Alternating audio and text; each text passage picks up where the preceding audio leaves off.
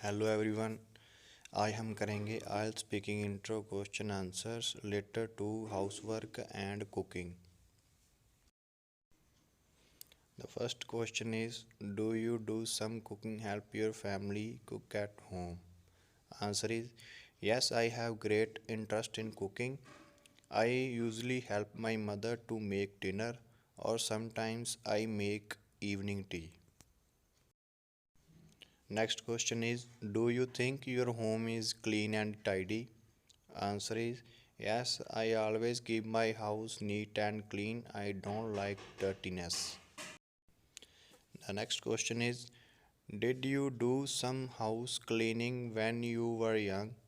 Answer is yes, I used to wash utensils and clean the house when I was young as I had more leisure time.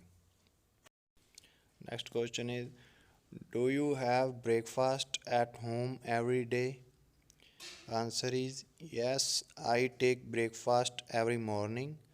I eat fruits or bread with tea. The next question is, do you want to learn how to cook well? No, I don't want to learn professional cooking. I just want to cook for myself.